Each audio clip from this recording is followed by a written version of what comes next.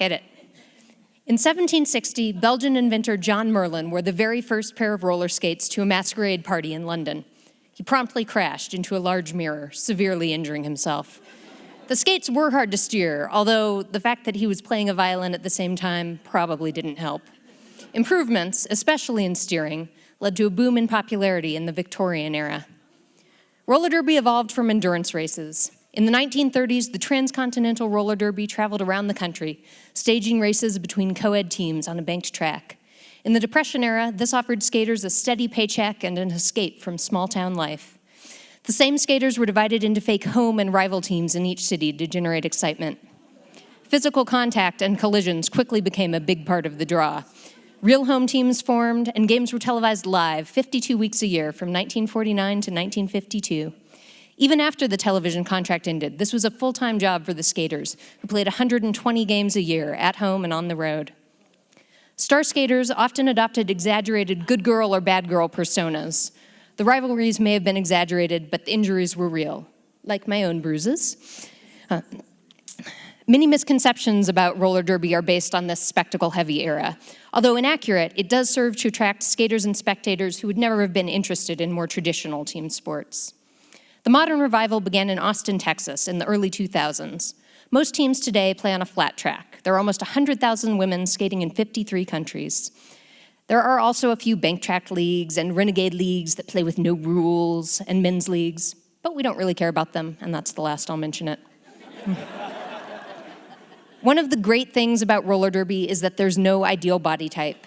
It puts the emphasis on your body's capabilities instead of appearances and cuts against many of the cultural pressures women feel to be thin or agreeable, instead valuing strength and aggression. It turns out that knocking people down can be very empowering. Most skaters choose a derby name to skate under, a tougher alter ego. These are often puns mashing up historical figures, fictional characters, professions, or hobbies with words related to violence or skating. So for example, Payne Austin, Smackajawea, Snarls Darwin, Eleanor Roosevelt, and Terry Gross misconduct. Derby continues to struggle to find the right balance between sport and showmanship, emphasizing the genuine athleticism and competition while also drawing paying crowds and keeping those parts of the experience that make it unique. For example, our team still has bout themes and encourages the crowd to wear costumes. Unlike hockey, however, fighting is actually discouraged. The governing body in charge of rules and tournaments is the Women's Flat Track Derby Association, abbreviated WFTDA. Because WFTDA is a grassroots democratic organization, meaning that it's run by a bunch of young, liberal, maybe tattooed skater chicks and not by old white men, it has always been extremely LGBTQ friendly, including progressive gender policies. WFTDA started with just 20 member leagues. There are now over 300 official members and almost 2,000 teams using the WFTDA rule set all around the world. There are lots of teams in South America, Scandinavia, and Western Europe, but also one in Egypt, Latvia, Estonia, Slovenia, Thailand, Lebanon, Israel, Hong Kong, and 5 in South Africa. Whenever I'm explaining roller derby to someone for the first time, I like to start off with an unnecessarily confusing analogy. Makes the real rules seem simpler in comparison. So it's just like football, played on a track with 2 footballs, and both the footballs have legs, and 8 goal lines, also with legs.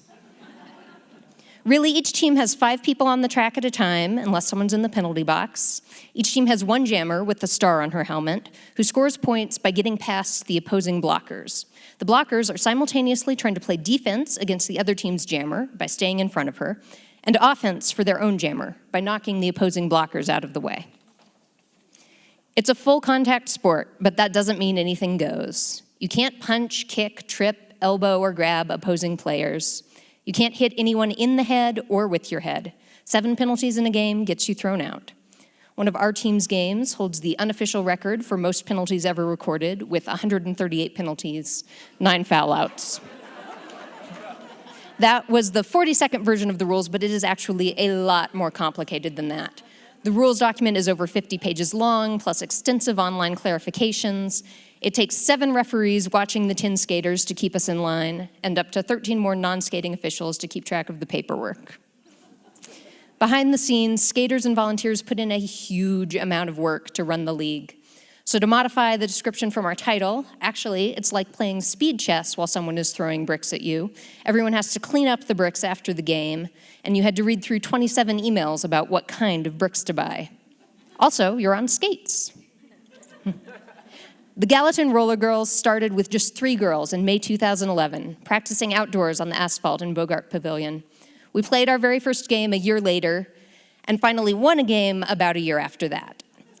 We currently have 57 skaters and referees, but this fluctuates wildly as only about 1 in 5 fresh meat skaters sticks with it to become a rancid. We're the only full WFTDA member league in Montana, which mostly means that in addition to being great at knocking people down, we are meticulous about documenting exactly how badly we beat them. We're currently ranked 267th out of 900 teams in the US, and we have the biggest, most enthusiastic crowds in the state. There is no typical derby skater. On our team, we have artists, librarians, neuroscientists, working moms, homeschooling moms, students, photographers, a web designer, graphic designer, realtor, electrologist, and baker. For the time being, no one grew up playing derby, although there are junior leagues now, so that's going to change, and most girls start without any skating experience. We practice 6 hours a week and play games about once a month, 10 months out of the year. Away games can be up to a 10-hour drive each way. And we do all this because we really, really love this sport. It's very satisfying to master the skills, endorphins, great exercise, you really bond with your teammates. Derby motto is, if you can't win the game, win the after party. If you want to join the team, unfortunately, you're going to have to wait till next January, but if you want to volunteer or sponsor, please come talk to me. And we would love for all of you to come and see about. We have 4 home games this season, all in the fairgrounds on Saturday nights. Kids 10 and under getting free. The first one is on May 14th. Come see what it's all about.